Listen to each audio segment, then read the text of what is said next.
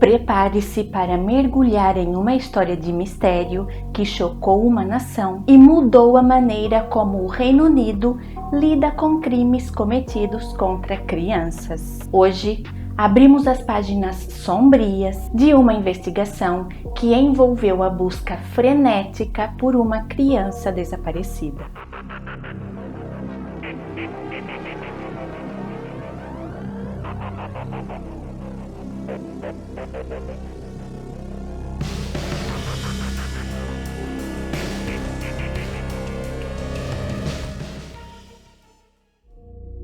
Este caso tem revelações perturbadoras e um final que ninguém jamais poderia prever. Hoje, nós vamos explorar os detalhes da investigação do caso Sarah Payne, uma história de suspense, reviravoltas inacreditáveis e o luto de toda uma nação. Esta é uma daquelas histórias que nos mantém acordados à noite, questionando a natureza humana e a busca por justiça. Felizmente, o verdadeiro responsável por levar Sarah foi identificado e capturado, o que aconteceu com o auxílio da genética forense.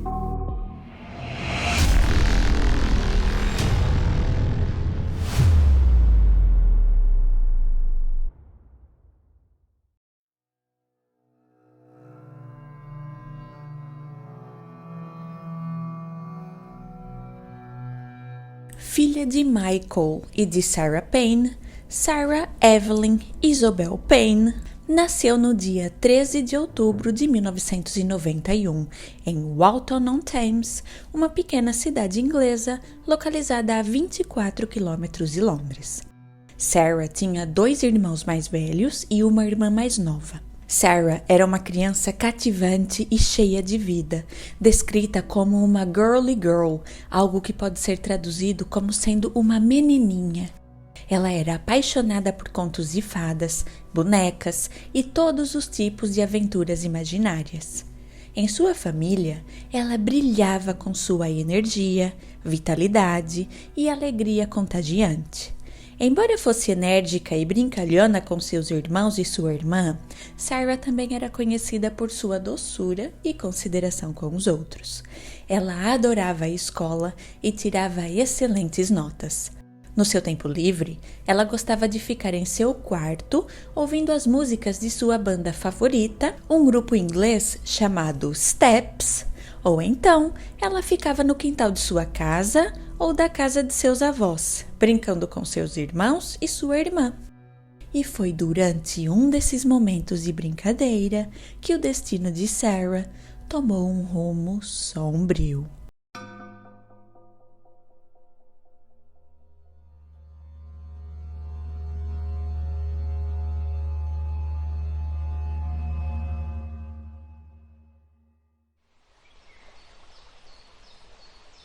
No primeiro final de semana de julho, a família Payne decidiu visitar o pai de Michael e a sua atual companheira, que viviam em West Sussex. Era o auge do verão e eles moravam à beira-mar, com muito espaço para as crianças brincarem do lado de fora. No fim daquela tarde, a família deu um passeio até a costa e depois disso, as crianças que estavam se divertindo muito pediram para ficar do lado de fora, brincando mais um pouco. Michael e Sarah deixaram o irmão mais velho, Lee, no comando. E as crianças foram então brincar em um campo de milho, a poucos metros da casa dos avós. Naquela tarde de verão, a atmosfera estava repleta de alegria e risos, enquanto Sarah e seus irmãos se entregavam a uma brincadeira aparentemente inofensiva de esconde-esconde. O sol dourado tingia o cenário com sua luz quente e convidativa, mas a tranquilidade daquele dia, logo, se transformaria em um pesadelo. Naquela rodada, Sarah era a caçadora, enquanto seus irmãos se escondiam ansiosamente, buscando o lugar perfeito para não serem encontrados. Aquela tarde estava de fato muito agradável e Sarah, mãe, Michael e o seu pai decidiram sair para caminhar mais um pouco, enquanto Leslie, a madrasta de Michael, optou por ficar em casa. Pouco tempo depois, a noite caiu e Sarah, mãe, Michael e o pai de Michael voltaram do passeio com o intuito de fazer com que as crianças fossem para a cama. Quando o casal se aproximou de casa, eles logo perceberam que algo estava errado. Lee, de 13 anos, Luke, de 12 e Charlotte, de 6, estavam do lado de fora com Leslie, a madrasta de Michael, mas Sarah não estava lá. Leslie, segurando a mão de Charlotte com muita força, em pânico, caminhou na direção de Michael e disse: "Por favor, me diga que a Sarah está com você."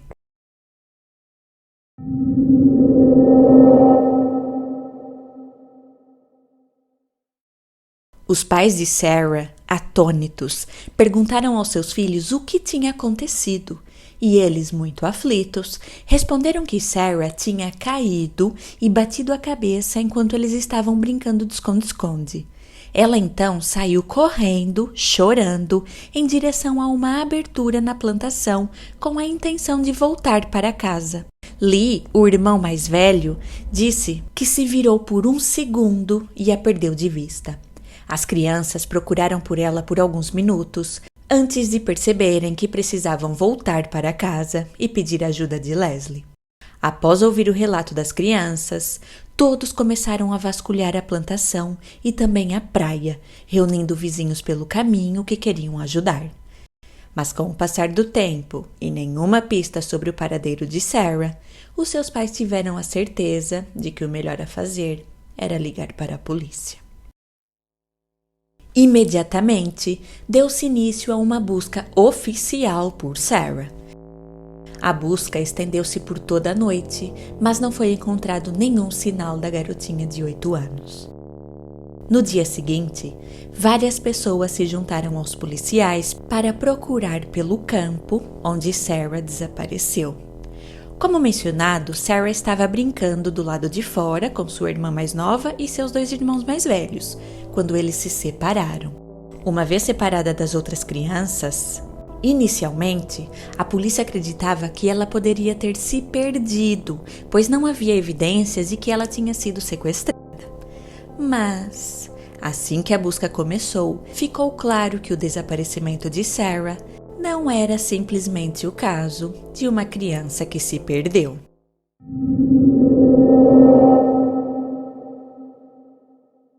A operação referente à investigação do caso Sarah Payne foi chamada de Operação Maple e, ao todo, foram submetidos mais de 500 itens para análise forense. Diversos especialistas forenses estiveram envolvidos na investigação nas áreas da genética, entomologia, patologia, geologia, arqueologia, entre outras. Toda a investigação envolveu um total de 1.000 especialistas e custou mais de 2 milhões de libras. Agora, vamos explorar alguns detalhes desta operação.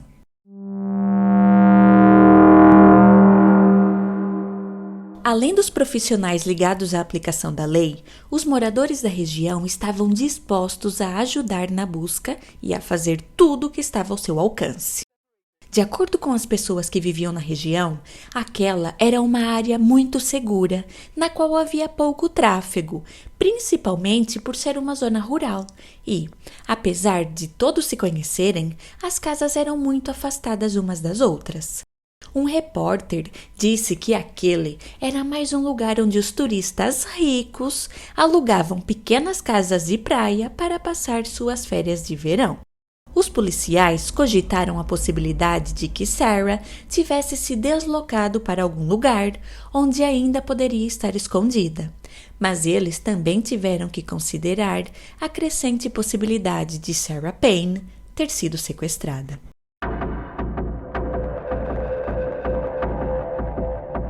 Ela pode ter se afastado consideravelmente e estar escondida em algum lugar, mas nós temos que considerar que há uma possibilidade crescente dela ter sido sequestrada.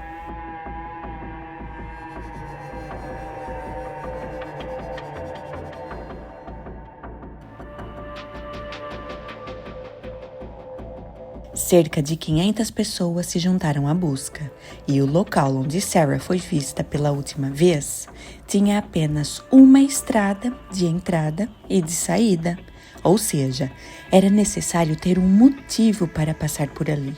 Foi feita uma busca extensa na área, no entanto, simplesmente não foi encontrada nenhuma evidência, como uma peça de roupa ou objeto que Sarah pudesse ter deixado pelo caminho. Não havia pistas em lugar nenhum. Como se tivesse simplesmente evaporado no ar, Sarah desapareceu. Até que, finalmente, surgiu uma informação relevante para o caso. Conforme a polícia começou a colher depoimentos mais detalhados, Lee contou à mãe que tinha visto algo, mas não sabia se deveria falar ou não. Depois de encorajá-lo a dizer qualquer coisa, não importava o quão insignificante ela parecesse, ele disse que, naquela noite, ele tinha visto uma van branca na referida estrada. E mais que isso, Lee disse ter visto o motorista da van branca, o qual ele descreveu como sendo um homem desarrumado, que sorriu e acenou para ele quando passou. Ele se lembrou de ver a van sair em alta velocidade, fazendo os pneus guincharem no chão. E através da descrição física dada por Lee, foi elaborado um retrato falado do suspeito.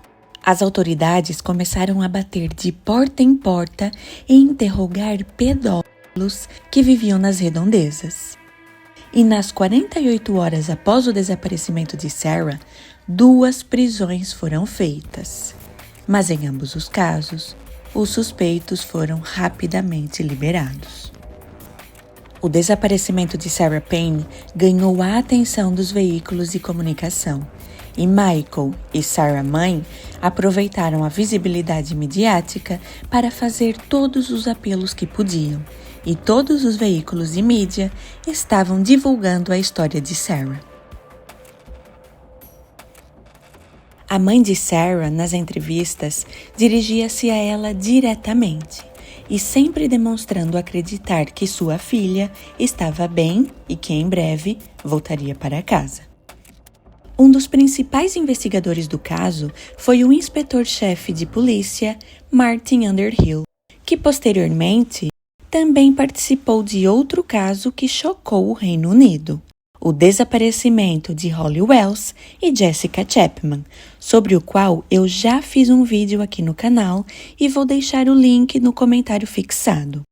Voltando ao caso Sarah Payne, a foto de Sarah vestindo seu uniforme escolar vermelho foi massivamente divulgada nos meios de comunicação ingleses.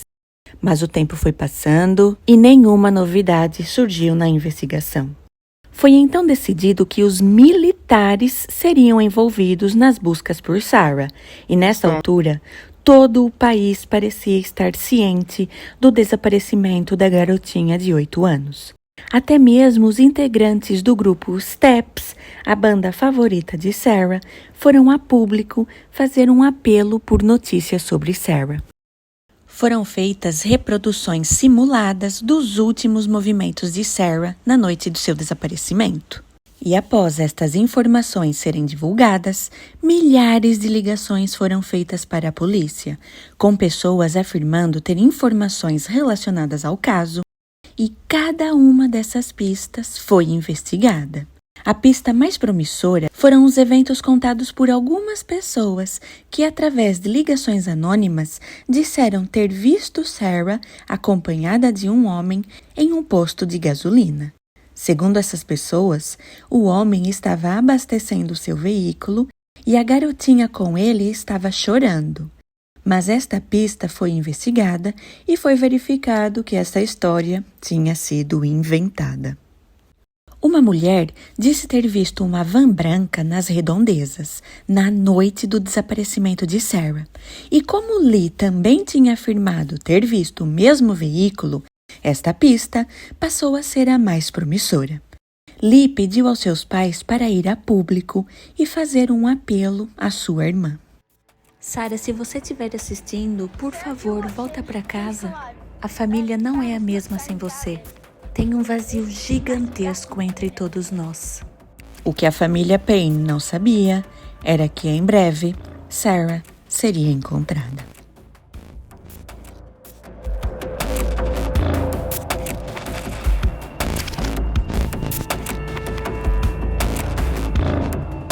Em 17 de julho, um corpo foi encontrado em um campo de Pulborough, West Sussex, a cerca de 24 quilômetros de Kingston Gorse, onde Sarah Payne tinha desaparecido.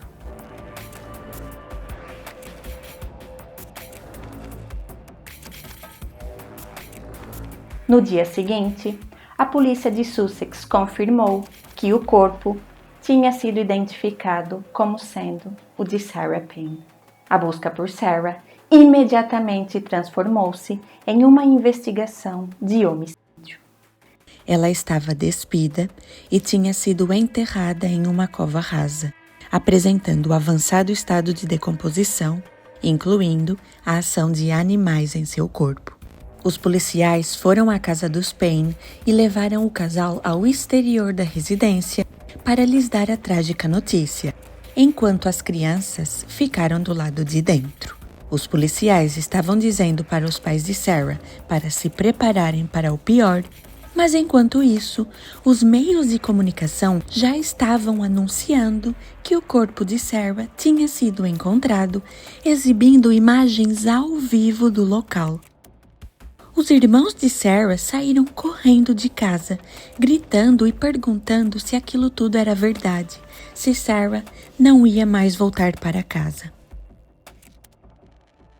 Na tentativa de identificar a causa de sua morte, o corpo de Sarah foi submetido a uma análise pós-mortem. Como mencionado, o seu corpo apresentava um avançado estado de decomposição, mas foi possível verificar que a causa de morte de Sarah foi estrangulamento e no seu corpo foram encontrados sinais de abuso sexual.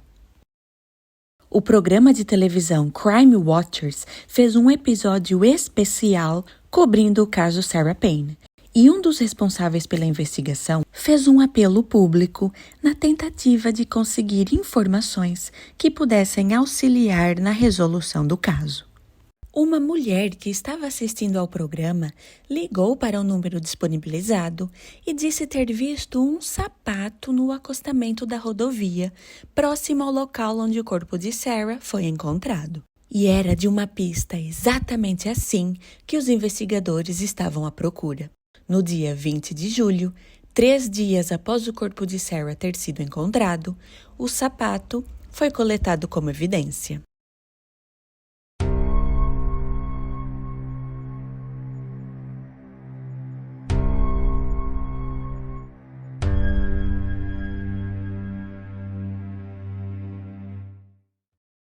Apesar de não ter sido divulgada nenhuma declaração pública, os investigadores tinham um principal suspeito sob o seu radar, e este fato foi mantido em sigilo justamente porque este suspeito estava sob vigilância.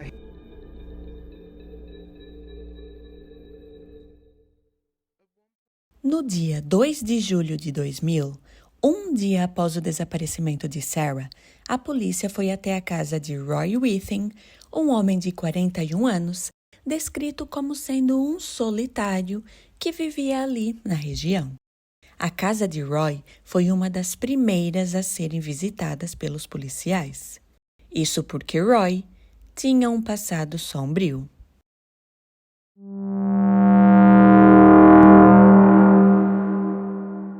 Cinco anos antes, no dia 4 de março de 1995, uma garotinha de 8 anos foi sequestrada e agredida sexualmente.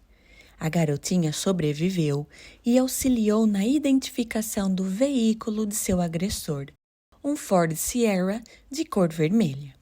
Uma testemunha ligou para a polícia e disse que um conhecido seu tinha, inesperadamente, vendido um Ford Sierra vermelho há poucos dias. Com essa pista, a polícia conseguiu localizar o veículo e, no interior deste, foi encontrada uma faca escondida. Os policiais foram então falar com o antigo dono do veículo, Roy Withen, que, ao ser confrontado com as evidências, confirmou ter sequestrado e agredido sexualmente a garotinha de 8 anos. E Roy foi condenado a cumprir uma pena de apenas 4 anos de prisão. Ele foi então preso e submetido a uma avaliação psicológica, e o profissional que o avaliou disse que, se Roy fosse libertado da prisão, ele muito provavelmente iria voltar a cometer os mesmos crimes, e possivelmente o seu grau de violência seria até maior, o levando a tirar a vida de suas próximas vítimas. Apesar desse relatório perturbador, após cumprir 2 anos e 5 meses de sua sentença, Roy Withen foi colocado em liberdade, sendo uma das primeiras pessoas do Reino Unido a integrar o registro de agressores sexuais. Roy foi obrigado a participar de um programa de reabilitação psicológica, mas ele se recusou a fazê-lo, razão pela qual ele cumpriu mais 5 meses de prisão e saiu em liberdade, sem participar do programa e sem ter nenhum tipo de acompanhamento. Roy decidiu se mudar para um local pacato, onde ninguém o conhecia, e foi assim que ele foi viver na região de West Sussex, a uma curta distância da casa dos avós de Sarah Payne. Como mencionado, quando Sarah desapareceu, os policiais foram à casa de Roy para falar com ele, mas ele não estava. Os policiais voltaram no dia seguinte e interrogaram Roy por quase 1 hora antes de irem embora. Eles deixaram o local, mas foram acompanhados por uma nuvem de suspeitas, pois, logo antes de entrevistar Roy, eles tinham falado com um outro criminoso sexual que vivia ali na região. E este aparentou estar preocupado e nervoso com o fato de estar sendo considerado suspeito, enquanto Roy aparentava estar calmo e confiante. E mais que isso, não demonstrou nenhum interesse ou preocupação sobre o fato de uma garotinha de 8 anos estar desaparecida. Roy disse aos policiais que no dia anterior ele esteve em uma feira a quase 30 quilômetros de sua casa. E, portanto, este foi o seu álibi. O flat onde ele vivia foi alvo de uma perícia minuciosa, mas nenhuma evidência foi encontrada. Mas mesmo assim, Roy Withen foi mantido sob vigilância. Sem saber que estava sendo observado, Roy entrou em uma espécie de van branca que ninguém sabia que ele tinha. Após investigação, os policiais descobriram que Roy adquiriu a van cerca de 1 semana antes do desaparecimento de Sarah. Dentro da van, eles encontraram um recibo de abastecimento de um posto de combustível dali da região. E este fato deitou por terra o álibi de Roy, que afirmou que esteve o dia todo a 30 quilômetros dali. Dentro da van de Roy foram encontrados alguns itens suspeitos, como brinquedos e cobertores com estampas infantis. Mas essas evidências não eram o suficiente para levar Roy sob custódia, razão pela qual ele permaneceu em liberdade, mas continuou a ser observado. Até que no dia 23 de julho, 5 dias após o corpo de Sarah ter sido encontrado, Roy sentiu que o cerco estava se fechando. O país inteiro não falava em outra coisa, a não ser sobre o caso Sarah Payne. Roy, então, decidiu roubar um veículo e usá-lo em sua fuga. Mas como ele estava sob vigilância, deu-se início a uma perseguição policial.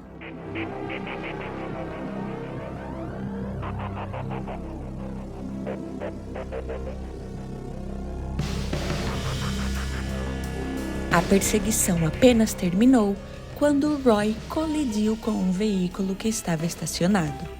Ele foi então preso sob as acusações de roubo e condução perigosa. Agora, com Roy sob custódia, os policiais tinham mais tempo e recursos para fazer com que ele falasse. Eles pressionaram Roy, mas este manteve-se irredutível. Enquanto isso, e sem saber da existência de um suspeito, a mãe de Sarah organizou o seu funeral.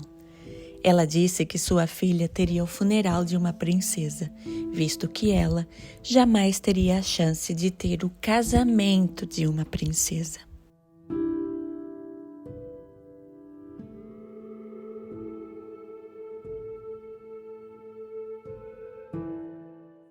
Em setembro do ano 2000, 2 meses após a vida de Sarah ter sido tirada, Roy declarou-se culpado da acusação de roubo e foi condenado a cumprir uma pena de 22 meses de prisão. 22 meses deu à polícia tempo o suficiente para investigar toda a sua vida e submeter a sua van a uma perícia ainda mais minuciosa. Caso Roy fosse de fato o responsável por ter levado Sarah, ele tinha tido muito tempo para eliminar qualquer tipo de evidência que pudesse estar dentro da van. Entretanto, o pior medo dos investigadores foi dissipado quando, em uma blusa vermelha, foram encontrados 24 fios de cabelo. E um desses fios levaria à condenação de Roy Withing.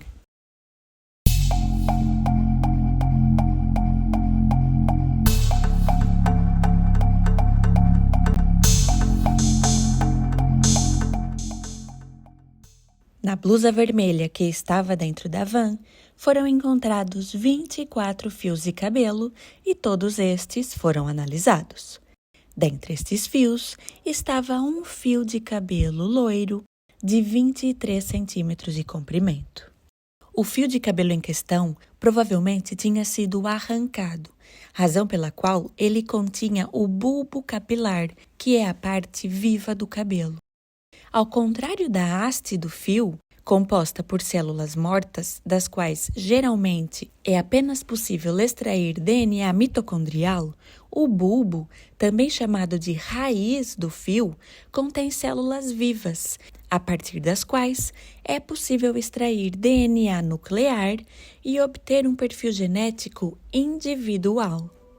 O fio de cabelo encontrado na blusa vermelha foi enviado para o laboratório de genética forense e, a partir deste, foi possível obter um perfil genético.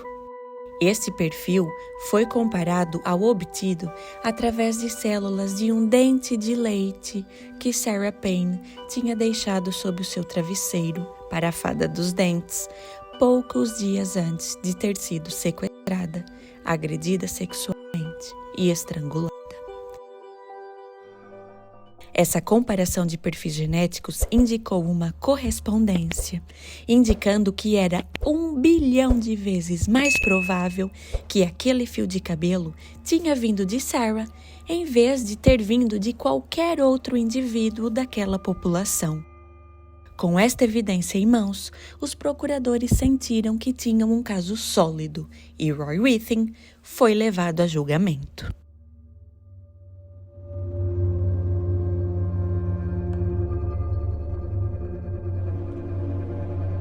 No dia 6 de fevereiro de 2001, Roy Withing foi finalmente acusado do sequestro e assassinato de Sarah Payne.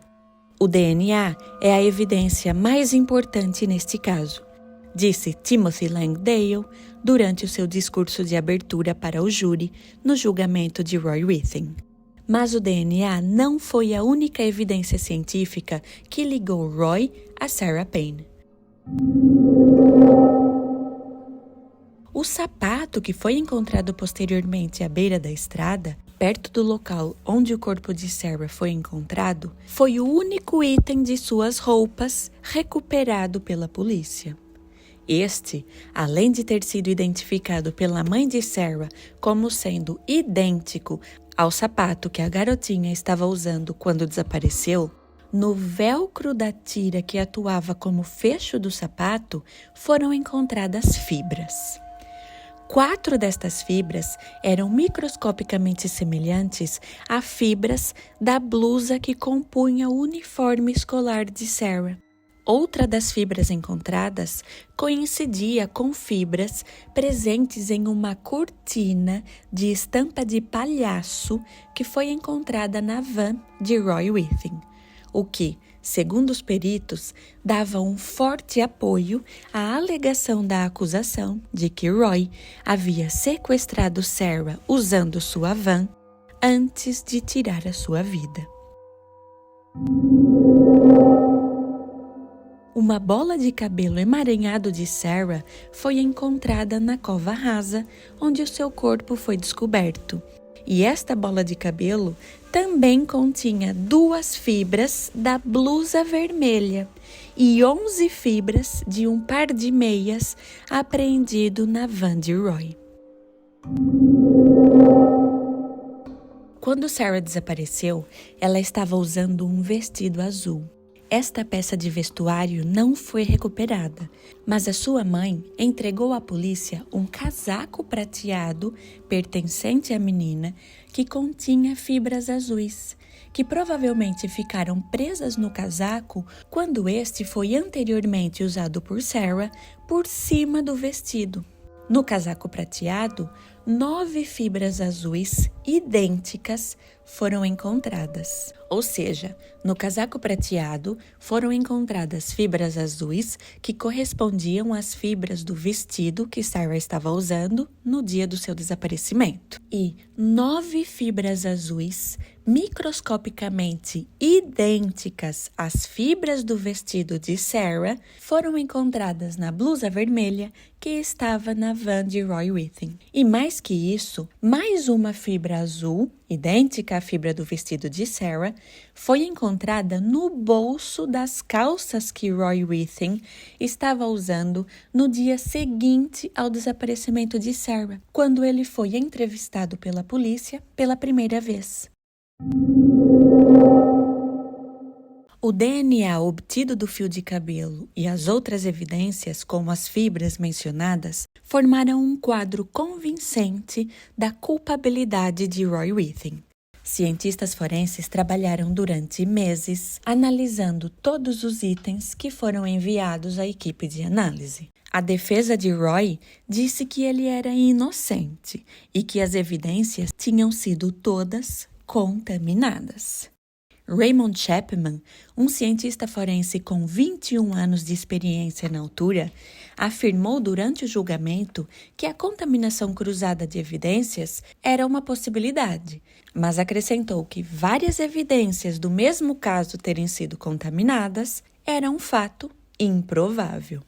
A correspondência de DNA e entre os diferentes conjuntos de fibras mostrava um forte apoio à presença de Sarah na van, disse o cientista forense, acrescentando mais uma vez que tal correspondência ser apenas uma coincidência era um fato improvável. Os crimes pelos quais Roy tinha sido condenado previamente, que consistiam no sequestro e abuso sexual de uma menina com a mesma idade de Sarah, além do roubo de um carro na tentativa de fuga, não foram apresentados ao júri.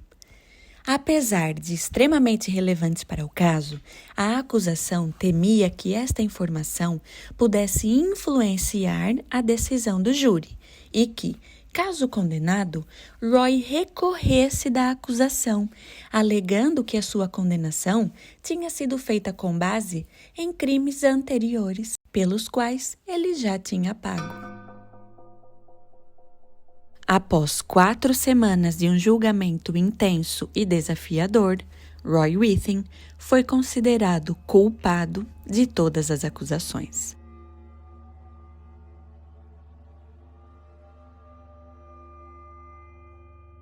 Roy foi condenado a cumprir uma pena de prisão perpétua, tendo o direito de pedir liberdade condicional após cumprir pelo menos 50 anos de prisão.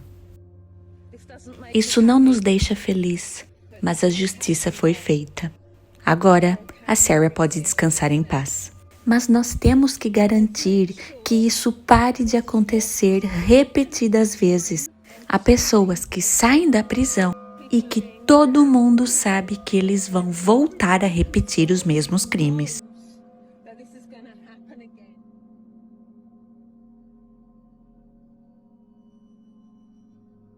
A campanha pela Lei Sarah foi liderada pelo jornal News of the World e começou em julho de 2000, em resposta ao assassinato de Sarah Payne.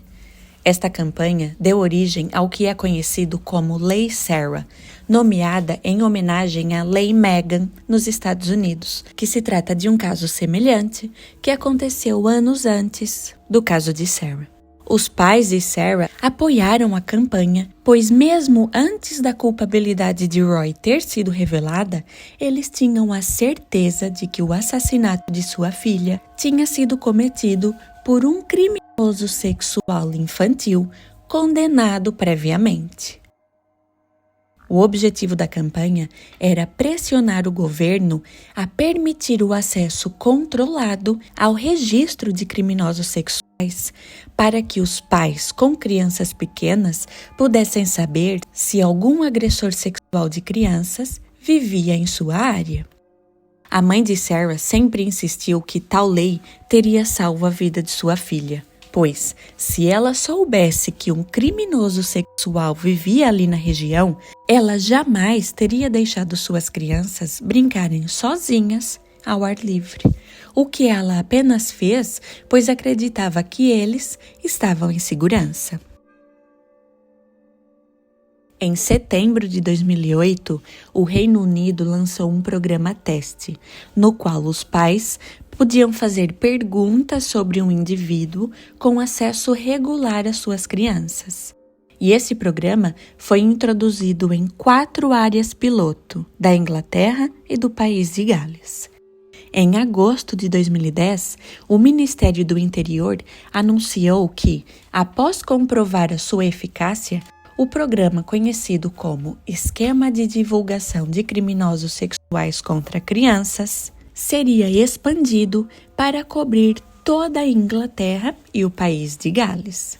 Essa lei permite que os pais perguntem à polícia se alguém com acesso regular às suas crianças tem um histórico de crimes sexuais. Mas e você?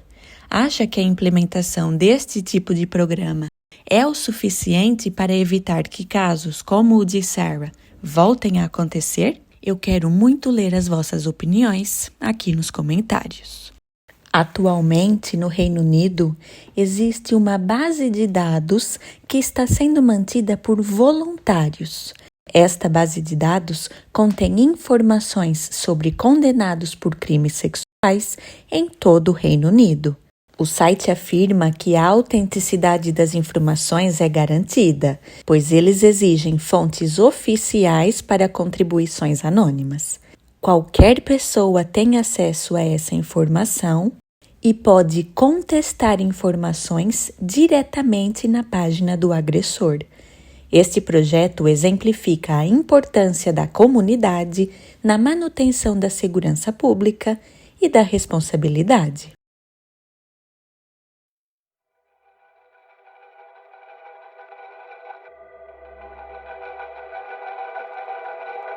Em 2004, foi publicado o livro Sarah Payne, A História de uma Mãe. Neste livro, a mãe de Sarah fala sobre o assassinato de sua filha e sobre a campanha pela Lei Sarah. Em junho de 2001, foi relatado que os pais de Sarah receberam uma compensação de 11 mil libras da Autoridade de Compensação por Danos Causados por Crimes, uma agência executiva do governo do Reino Unido. A mãe de Sarah descreveu a indenização como sendo uma piada de mau gosto e irrisória, mesmo que fosse o máximo que a agência executiva pudesse oferecer por lei. Fontes da mídia também criticaram o pagamento e o compararam com pagamentos muito mais altos feitos no direito penal e civil por lesões relativamente menores que acontecem no contexto de acidentes de trabalho. Em dezembro de 2008, a mãe de Sarah foi nomeada membro da Ordem do Império Britânico, devido ao seu trabalho em prol da aprovação da Lei Sarah. Quanto a Michael, ele sofreu de depressão após o desaparecimento de sua filha. Em 2003, após 18 anos de casamento, ele se separou de sua esposa e, posteriormente, tornou-se alcoólatra. Michael foi condenado a cumprir uma sentença de 16 meses de prisão por atacar o seu irmão com um copo em dezembro de 2011, enquanto estava embriagado. Em 30 de outubro de 2014, ele foi encontrado morto em sua casa, já em avançado estado de decomposição.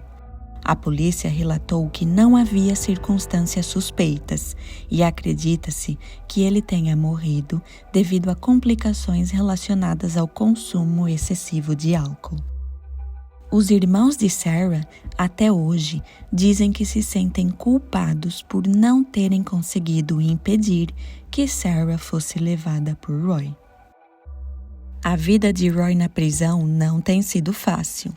Em 2020, ele foi vítima de graves agressões cometidas por outros detentos que conseguiram invadir a sua cela e o agrediram com uma arma branca que eles fizeram com utensílios encontrados dentro da penitenciária. O trágico destino de Sarah Payne é um lembrete doloroso da importância de buscar justiça e proteger nossas crianças. A dedicação de sua família, aliada à incansável investigação da genética forense, trouxe à luz a identidade do seu agressor, que não vai mais ter a oportunidade de atacar nenhuma criança. Através do trabalho árduo dos cientistas forenses, a conexão entre as evidências e o criminoso foi estabelecida, levando-o à justiça. Que a memória de Sarah Payne nos inspire a lutar por um mundo mais seguro para as nossas crianças e pela aplicação da justiça a todos que praticam atos tão hediondos. Eu espero que você tenha gostado do caso de hoje, obviamente não da história em si, mas sim da forma como eu apresentei os fatos. Caso tenha gostado, peço que deixe aqui o seu like, como forma de apoiar o canal. Inscreva-se e ative o sininho, pois assim o YouTube vai te avisar todas as vezes que eu postar um vídeo novo por aqui. Para você que chegou até aqui no fim do vídeo, eu deixo o meu muito obrigada. Um grande abraço e até a próxima.